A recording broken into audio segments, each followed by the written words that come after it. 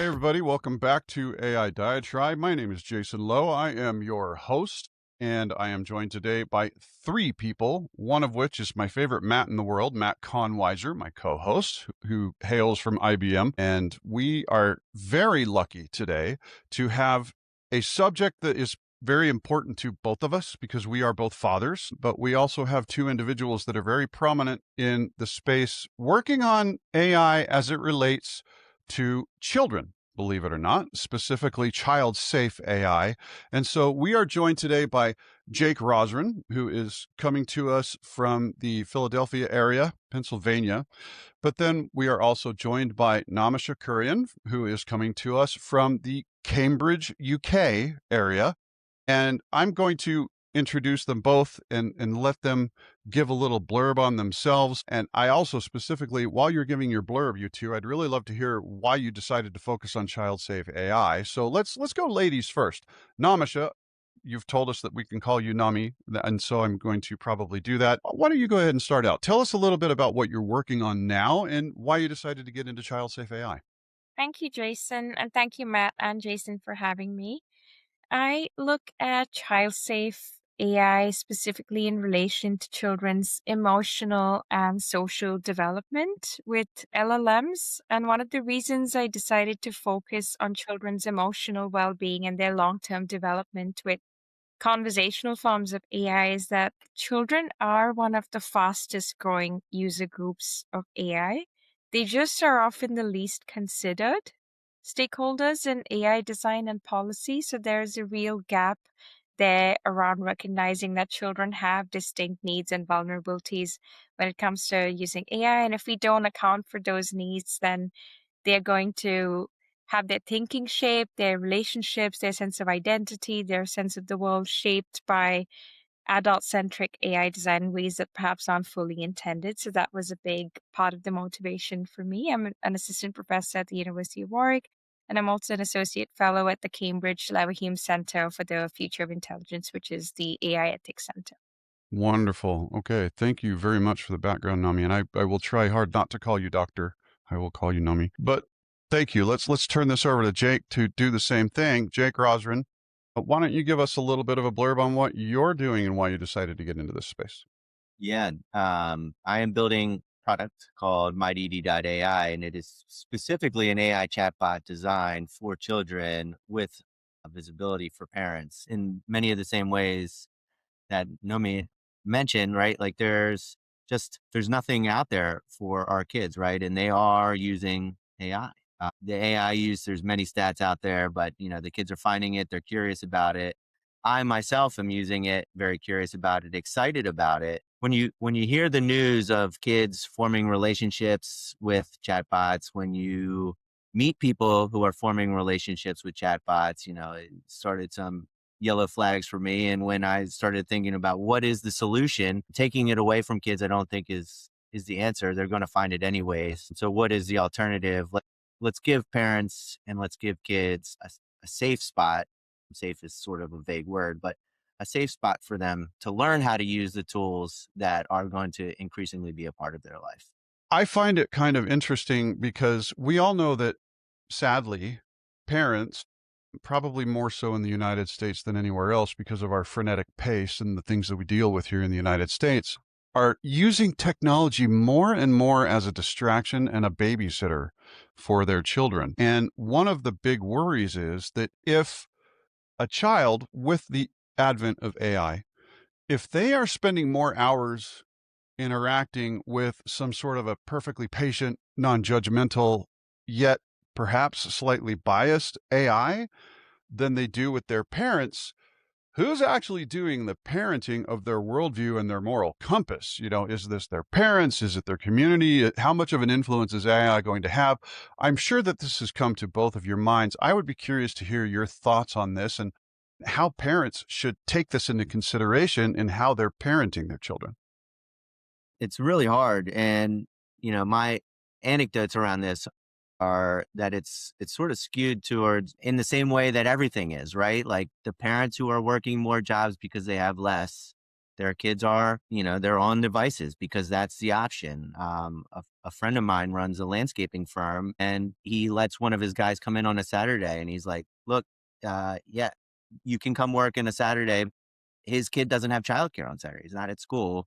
So the kid can't be in the heavy machinery. So my friend brings his son home, or brings this child home with him, and the kid's got an iPad, and he's like, well, what do I do with this? Right? Like, my kids are not allowed to be on the iPad all day, but like, he's bringing it with him, and I understand why.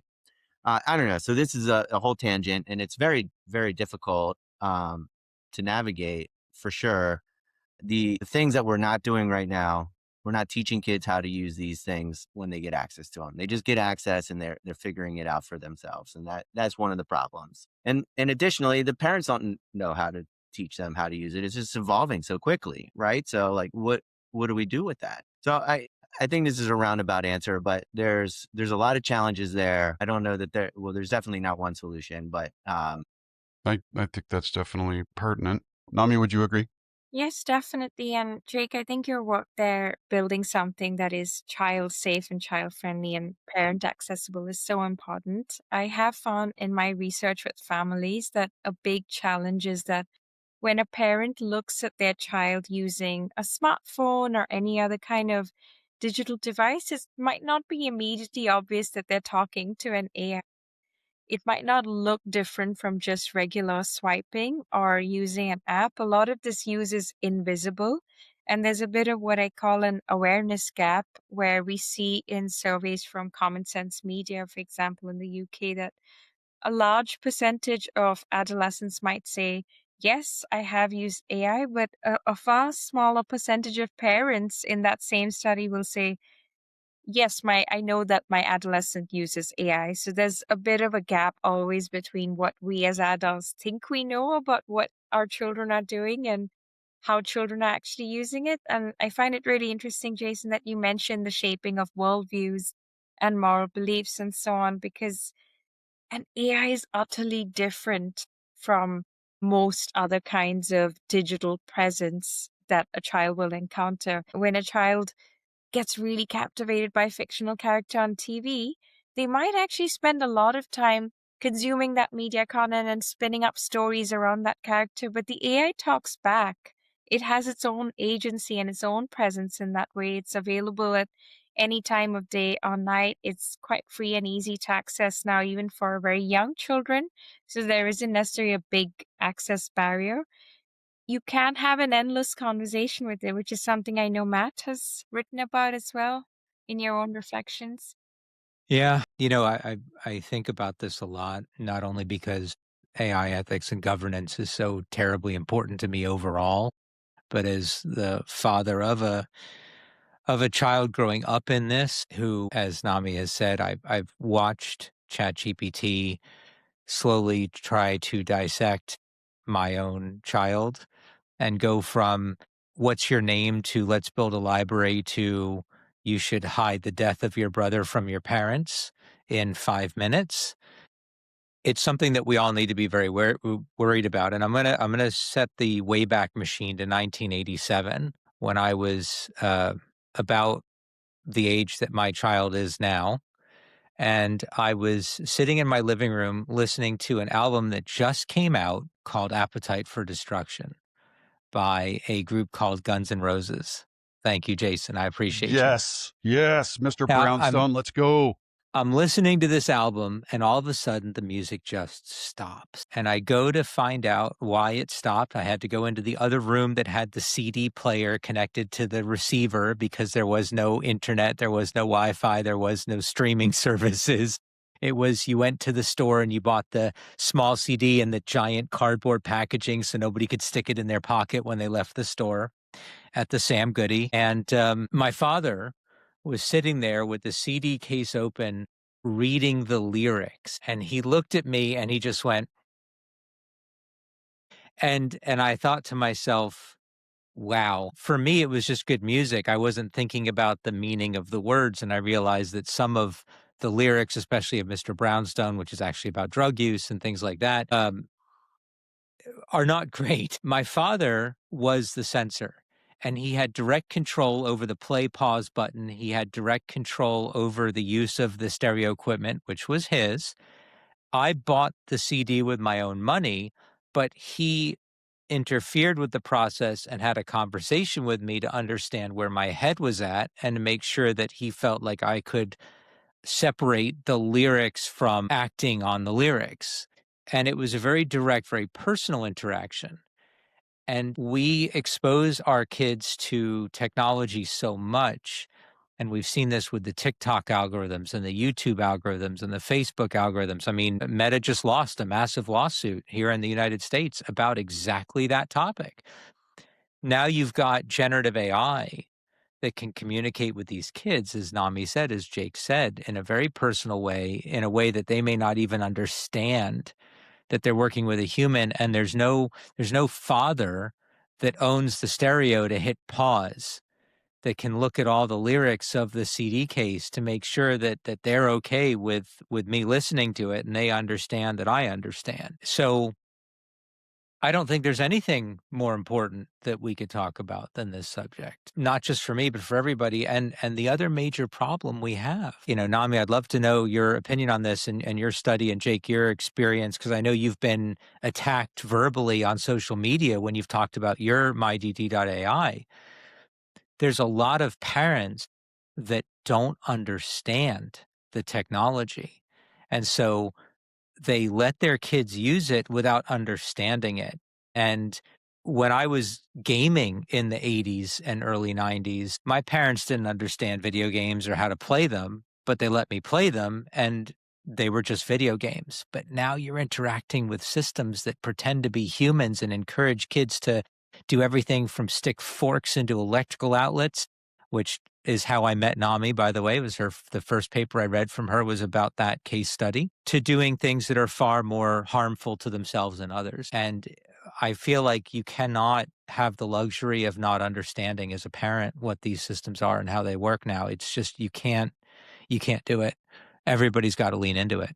So I know that's a fairly long story with a number of anecdotes, but there we are. So I'd like to know, like Nami and Jake, like how important is it that parents are involved in this, and how do we communicate to parents, especially an aging population, what these systems are, the impact they can have on kids in a way that those people will understand and not from an academic or a technology point of view?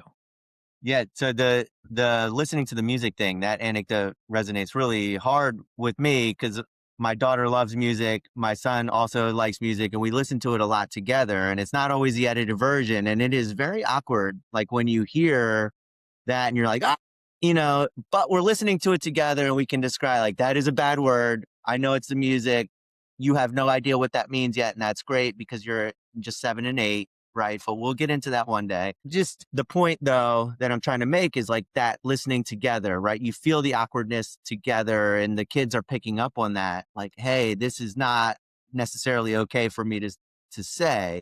And the same thing, to take that metaphor just one step further and to sort of talk my own book, like the same thing with AI, right? The best way is to experience it together, especially for the young kids, especially at first.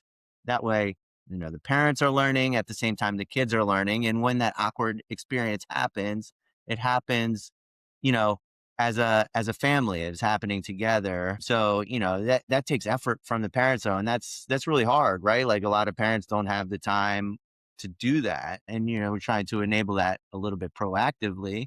But I mean, I think in the best circumstances, the parents are learning together. Let's do this together. Let's try our homework together using AI as a helper, or let's try to interview a historical figure together using AI, or let's brainstorm how to do your science project. These are all very specific examples, but I mean, it goes further than that for sure.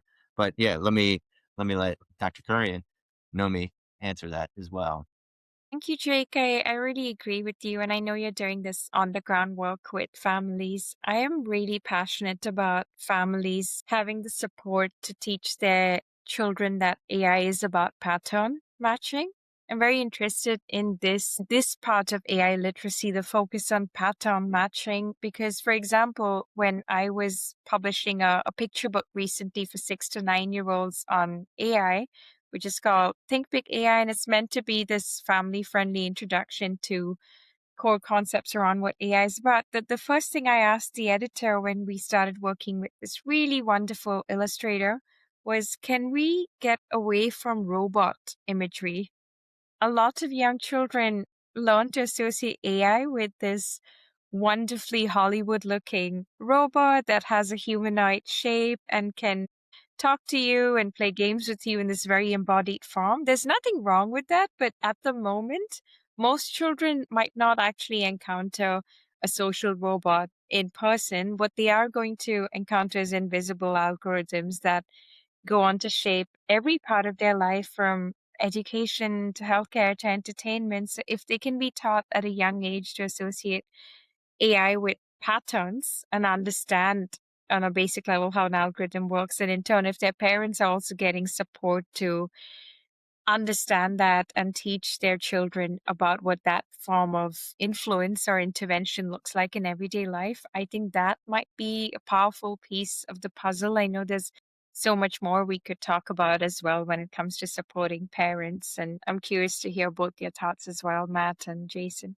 So I'm glad you said something, Nami, because I do think that especially encouraging people to read books again is important. I will say I have this amazing book in front of me. I bought it to read with my son, and my wife ended up taking it, and she disappeared with it and started reading it because she found it incredibly helpful for her to understand. But it's right here. I don't know if you've seen this before, but this is actually the book that you were just referring to. I ordered it from Amazon UK and had it delivered to my house right before our spring break. So it is an excellent book. It's well structured. It's got some really cool topics. My son read the table of conts and he's like, I want to read about that. I want to read about that.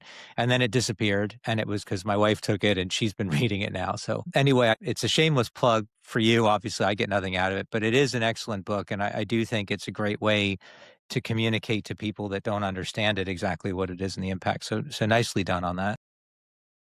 I do have one thought I would like to add to this portion of the discussion. I think that I, in no way, shape, or form, disagree in any way with anything that any of you said as it relates to this subject. However, I do have one perspective that I'd like to kind of tail that into, and that is, I find it very interesting that for years and years, going all the way back to Matt reading the beautiful lyrics from Guns N' Roses' Appetite for Destruction and all of these other different things, our parents, they were worried about the negative effects that children would be learning from media and later on from technology. I'm talking about the effects of video games. I'm talking about the effects of, the lobster being brought up in the lukewarm water until it's boiling for a little bit of, shall we say, the uncivilization happening in popular media. I mean, what is rated R now would be considered rated, NR or rated X, I guess it would be called back in the time when I was a kid. I dealt with 8-track tapes, man. I didn't deal with CDs. I used to sit in my grandparents' RV and listen to 8-track tapes. Go Neil Diamond. But, over time, we as parents had to be concerned with this thing toughening our children or making them a little bit jaded, that, they're being brought up in their worldview as being perhaps changed a little bit by the media that they are consuming. But we have a different concern as it relates to artificial intelligence now, right? We're not only dealing with this stuff where they're being jaded and made tough, but there's also the possibility that we're making them, dare I say, a little bit less resilient, because if these AIs that they're talking to are sycophantic, I don't know any other way to put it. I mean, we're now dealing with a situation where with large language models, by their very nature, they tend to be a little bit sycophantic, and they're always going to be programmed to be a little bit supportive. I question to myself, are we raising a generation of kids that lacks this productive struggle, so to speak? And, are they going to be able to build up the emotional calluses they need to handle real world rejection and conflict and issues with other people. This is something that's very much on my mind. It seems that we were previously exposed to one side of the equation and worried about that, and now we're worried about both extremes of the swing of the pendulum. I would be curious to hear your thoughts on that, Nami, specifically. I think this is such an important concept to bring in, productive struggle. I love that you mentioned that, Jason. It's something I'm thinking about a lot right now when writing about the long-term effects of children confiding in AI and using AI as that emotionally supportive space where they can share things that perhaps they don't feel confident or comfortable sharing with peers or perhaps even family. It's tricky because, on the one hand, I really want every child to have a space they feel safe in. And realistically, there are moments when many children and adolescents might not feel like they have someplace else or a trusted adult to turn to, especially because I've done a lot of research with children in very precarious circumstances and trauma affected circumstances and poverty and so on. Realistically, our society isn't necessarily giving every child an unlimited access to mental health support at a moment's notice or a whole circle of trusted adults to talk to. So I try to keep that in mind when I think about children confiding in AI. On the other hand, children are still learning what other minds are when they talk to someone or confide in someone. They're also learning through the process what human relationships look like. And sometimes as a child, you might encounter a teacher who listens to you very carefully and a teacher who seems absolutely bored or not willing Yeah. to hear you out. And Yeah. even when you're talking to your friends as a 12-year-old, you sometimes find they might say, I don't really know what to say, or that hurt my feelings. They might look away or check their phone. And it's actually in those moments of friction that children learn a whole lot about repair, and they learn the difference between a friend who's supportive and a friend who's not. They're just developing that fine-grained judgment that as adults we have decades worth of practice in relationships. So I think you're absolutely right about the risk of children missing out on that sort of productive struggle. I also find it quite funny from a design perspective sometimes to think about the paradox we're grappling with here, where we absolutely don't want AI to just always be sycophantic and always agreeable. But if we think about a child user, would any parent want AI to be disagreeable or to push back? I'm sure that a lot of adults would feel quite wary about the other side of the coin as well. So it's one of those design paradoxes, I think, that is quite hard to solve. And I'm curious what everyone thinks about that. No, you raise a really, really good point, because guess what? We have a hard time with coaches Mm. being too hard on their children. You Yeah. know, how would we feel about, yeah. Anyway, that's something So- Jake, I think you had a thought or two about that, did you? So the sycophancy, right? Like when the chatbots first came out and you could finally like tune the chatbot for yourself, it's like I went in right away. I was like, stop agreeing with me on everything. It just feels weird. Like it felt awkward and I didn't like it. But all right, so the question out is like, what if a kid only experiences that? Do they just like, is that normal? And is it weird when somebody isn't that way? Right? Like that. I don't know the answer to that, but like that goes to the point that Nomi was bringing up. So Yeah, so I agree with that, and I'll tell you a couple of things. So first of all, on the coaching story, so my kid plays football, and he had a concern about football yesterday, and he was asking me all this stuff, and I said, no. I said, you have practice tonight. Go talk to your coach about it. yeah, Let your coach tell you. I mean, they're the expert. They run the team, so they know better than I do. And you have to trust what your coach tells you. And if you have a concern, you have to have the courage to bring it up to your coach. Don't bring it up to me. I'm not going to fight your battles for you. And I know that's not the traditional helicopter parent style that we see, not a lot, but we do see it nowadays. But I think instilling that sense of independence and the ability to push back is really important. The flip side of that, which will get me in a lot of trouble with my wife, is that if a model does object, does push back, does challenge, the kids also learn that behavior and will mimic it at home and with their friends. So if they disagree with something or if they think something isn't right, they could use that same behavior that the model's using on their friends or their parents. And I don't necessarily think that's a bad thing, right? Because I mean, if you think about even like peer pressure, like imagine if more kids were able to challenge, able to question, able to separate what they see from what they want to do. Think about how many situations could be avoided if they learned that. And if an AI model can help teach them that in the right kind of ways, then that could be a very positive, very constructive outcome of kids using AI. Unfortunately, I don't think you can separate the good from the bad.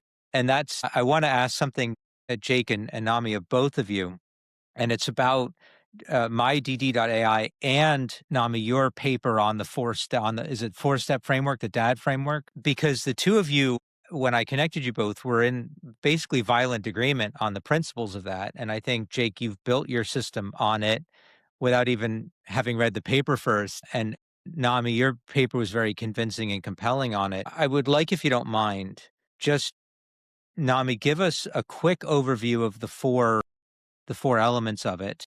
And then Jake, tell us how you were able to build that into an AI platform. And then how does that help deal with the sycophantic traditional behaviors of the model, and making sure that while you have to take the good with the bad, that there's ways to at least partially separate them. Sure.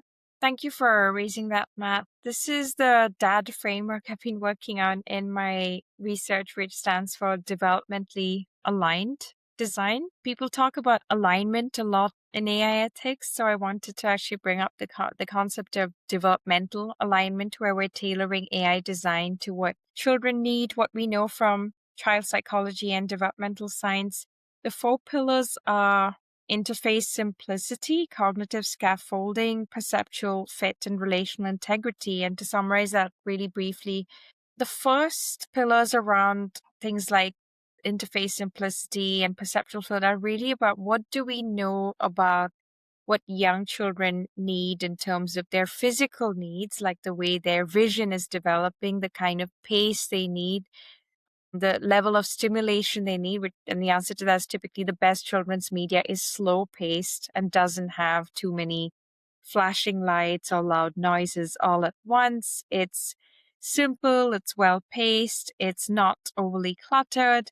There's things like a breadcrumb trail you can leave in an app when you're thinking about child-centered design, which is really just, is the home screen never less than 4 taps away? Is there a visible anchor, a home base, whenever the child is using this app that helps them know where to go if they want to get back to the main menu and so on? So all of this is really about making sure that if you build an AI-driven mathematics app for, say, an 8-year-old to learn from, can you design it such that it's so simple and it's so easy to navigate that that child isn't wasting their precious cognitive effort trying to remember how the system works?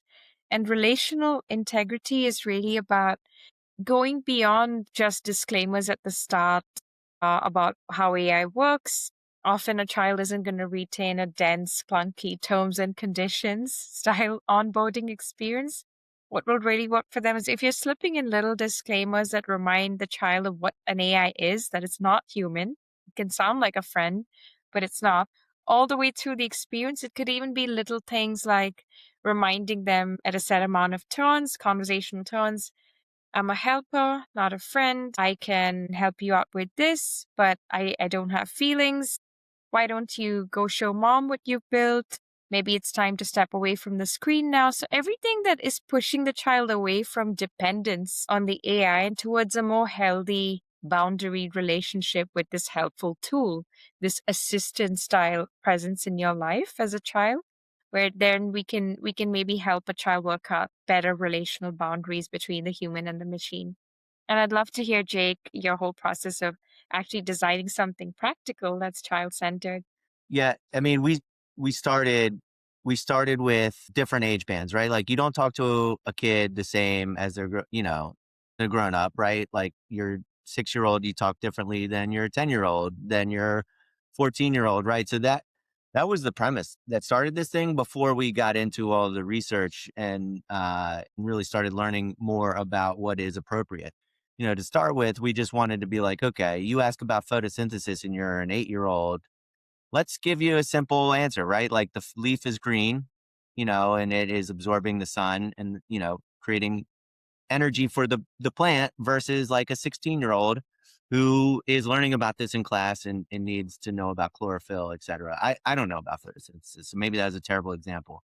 But, trying to be intentional about how we're speaking to our kids. After reading the dad framework, we did introduce, like, we need to notify the kids. Didn't occur to me, but it does now. Like that, especially in the earlier age ranges, they may not understand that this is not a human. Like they know that's not a human. They're looking at a computer screen. But like Alexa, right?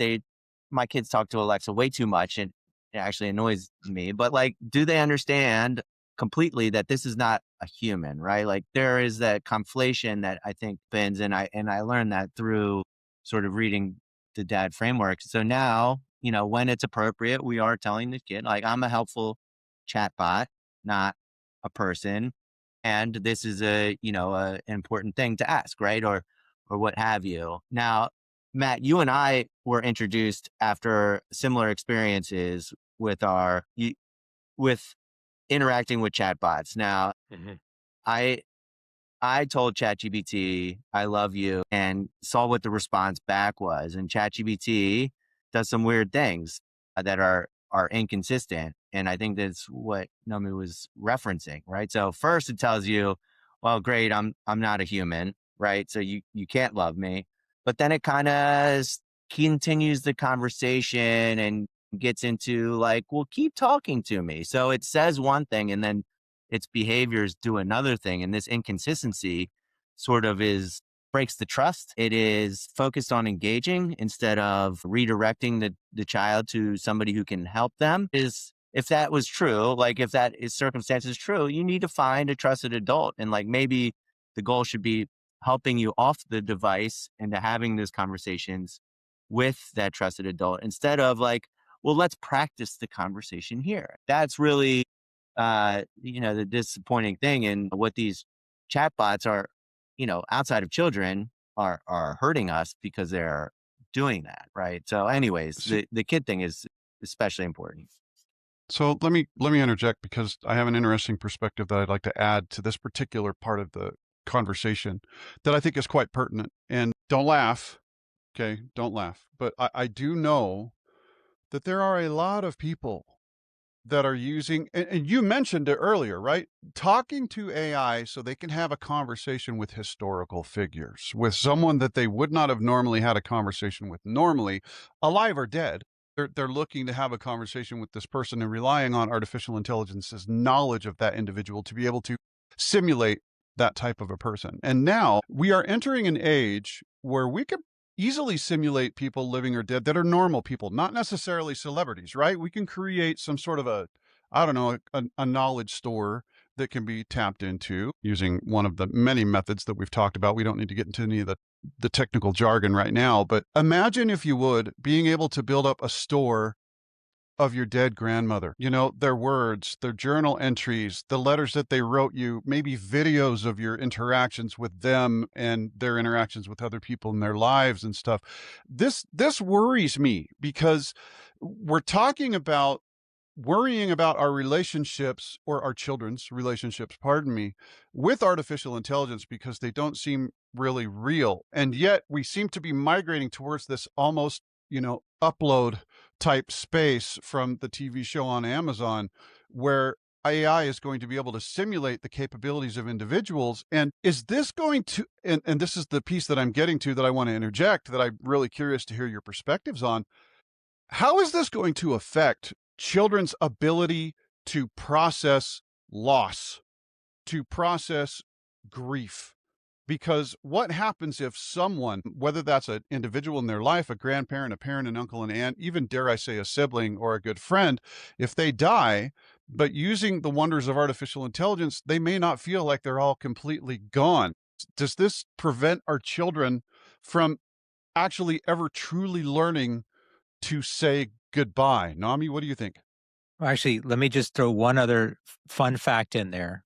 Not a statement. I'm going to let Nami do the talking, but there was a case, I think it was last year, where I believe it was Arizona allowed a victim impact statement from a deceased individual. Oh, that's It right. was a murdered father, and they took all of the video clips and photographs of the father, and the judge allowed them to have an AI script generated version of the deceased make an impact statement in court as admissible. And so, like, I also think, Nami, just to add context as well, that person had kids who saw that, and the judge is telling them this is real. Mm. So, I mean, like, think about that as you answer the question as well. I just wanted to throw that in there.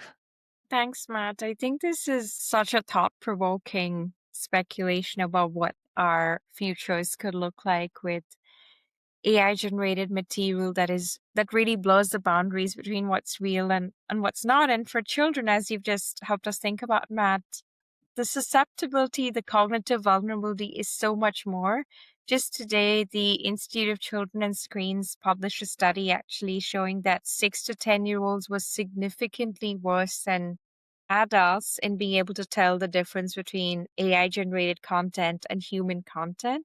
We Wow, also that's know that, significant. That's really yeah, significant. I have a absolutely. problem. I mean, like, I have problems, and like my siblings, I'll send videos to them. They're like, this isn't real, and I'm like, I'm the one working in this, and I still get confused. But anyways, yeah, it's very hard, Yeah. very hard. That's just the first thing that occurred to me as well, that even the threshold for belief that we're talking about is significantly lower in children. So I'm always trying to think from a child rights-based perspective as well. What are children entitled to when they view a digital space? And the pinnacle of a child rights lens, what we ideally want to see is a digital space that's taking those vulnerabilities in mind so that you have even more transparent disclaimers and people working even harder to help children know the difference between what's real and what's not, taking into account the fact that they will be more vulnerable to that belief. So that's one of the first things that occurred to me when you were discussing this really weighty issue around grief bots, I think, is one of the names being used these days. And of course, there are much more subtle emotional nuances to this as well. And that wraps up the first half of our conversation with Nomisha Kurian and Jake Rozran, two people doing some of the most important work in child-safe AI today. In part 2, we'll continue down some pretty heavy roads: grief bots, digital immortality, AI's role in how our children and frankly all of us process loss, and what it might mean to truly own the memory of someone that has been lost. It's a conversation you won't want to miss. We'll see you next week for part 2 right here on AI Diatribe.